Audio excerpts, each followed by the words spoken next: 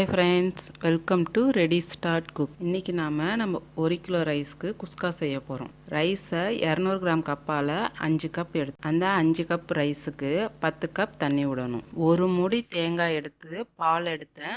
3 cup தேங்காய் பால் வந்திருக்கு.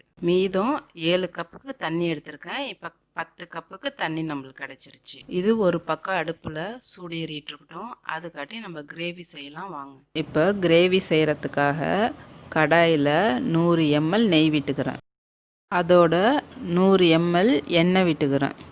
நெய்யும் எண்ணெயும் காஞ்சதுக்கப்புறம் பட்டை 2, கிராம்பு 3, ஏலக்காய் 2, அன்னாசிப்பூ 2, 3 பிரிஞ்சி இலை போட்டு செவக்க விடணும்.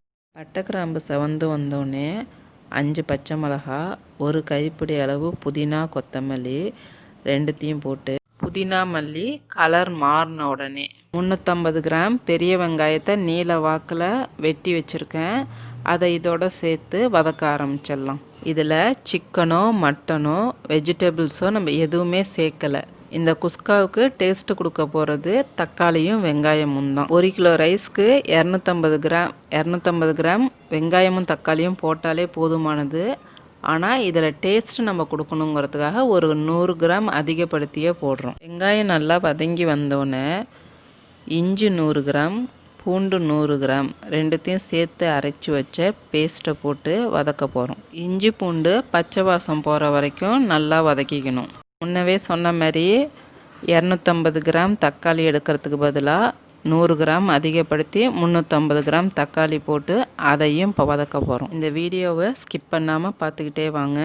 நான் சொல்கிற அளவையும் செய்கிற முறையையும் 100% அப்படியே செஞ்சிங்கன்னா இது வரைக்கும் எங்கேயுமே சாப்பிடாத ஒரு புது டேஸ்ட்டை நீங்கள் அனுபவிப்பீங்க. இப்போ 75% கிரேவி ரெடியாகி வந்துருச்சு. தக்காளியும் வெங்காயமும் நல்லா மசிஞ்சு கிரேவியை நல்லா கலர்ஃபுல்லாக வந்துருச்சு பாருங்கள். இப்போது பிரியாணி மசாலா 2 ஸ்பூன், மிளகாத்தூள் 1.5 ஸ்பூன், மஞ்சத்தூள் 1 ஸ்பூன், உப்பு அதுக்கு தேவையான அளவு போட்டு எல்லா பக்கமும் அந்த மசாலா கலவையெல்லாம் போகிற மாதிரி நல்லா கலந்து விட்டுக்கிட்டு லோ ஃப்ளேமில் வச்சு மூடி வச்சுருங்க ஒரு 2 நிமிஷத்துக்கு. இப்போ 2 நிமிஷம் ஆயிடுச்சு.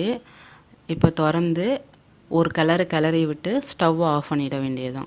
கமன்னு வாசனையோட இப்போ கிரேவி ரெடி ஆகிடுச்சு. பக்கத்தில் தேங்காய் பால் நல்லா கொதிக்க ஆரம்பிச்சிட்டு கொஞ்சமாக கலர் பவுடர் கலந்து அதோட கிரேவியையும் சேர்த்து கலந்துப்போம். கிரேவியோட வாசனையெல்லாம் அந்த தண்ணியில் எல்லா பக்கமும் கலக்கிற மாதிரி நல்லா ஒரு கொதி வரட்டும். கொதி வர வரைக்கும் வெயிட் பண்ணி இப்போ உப்பு சேர்த்துக்க போகிறேன். இந்த உப்பு எதுக்காகனா அந்த தண்ணிக்கும் அரிசிக்கும் தான். ஏற்கனவே நம்ம கிரேவிக்கு தேவையான உப்பை அதிலே நம்ம சேர்த்து செஞ்சாச்சு. இப்போது அரிசி போட போகிறோம். அரிசியை கழுவி 1/4 மணி நேரம் ஊற வச்சு எடுத்து தண்ணி நல்லா கொதி வந்துருச்சு. அரிசியை சேர்த்துருவோம். நான் 24 கேரட் சில்கி ரைஸ் எடுத்திருக்கேன். அதை ஏற்கனவே 15 நிமிஷம் ஊற வச்சதுனால அந்த ரைஸ் ரொம்ப சாஃப்டாக இருக்கும். அதனால் தண்ணியில் போட்டு அதை கிளறும் போது கொஞ்சம் பார்த்து கிளறிடுங்க, இல்லாட்டி உடஞ்சி கூழ் மாதிரி ஆகிடும். தண்ணி கொதித்து அரிசியோட நல்லா ததும்பி வர ஆரம்பிச்சிடுச்சு.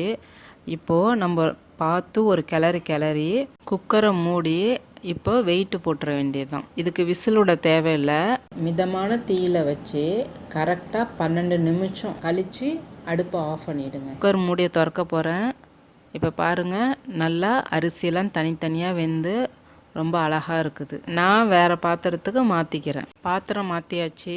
புதினா கொத்தமல்லி போட்டு ஒரு முழு லெமனை புழிஞ்சு ஊற்றிக்கிறேன். நல்லா கிளறி விட்டுட்டு பரிமாற வேண்டியதுதான். இப்போது சூப்பரான சுவையான குஸ்கா ரெடி. நீங்களும் செஞ்சு சாப்பிடுங்க. உங்கள் கருத்துக்களை கமெண்ட் பண்ணுங்கள், லைக் பண்ணுங்கள், ஷேர் பண்ணுங்கள். எங்கள் சேனலுக்கு இதான் முதல் முறைன்னா மறந்துடாமல் சப்ஸ்கிரைப் பண்ணுங்கள். அப்படியே பெல் ஐக்கானையும் கிளிக் பண்ணிடுங்க.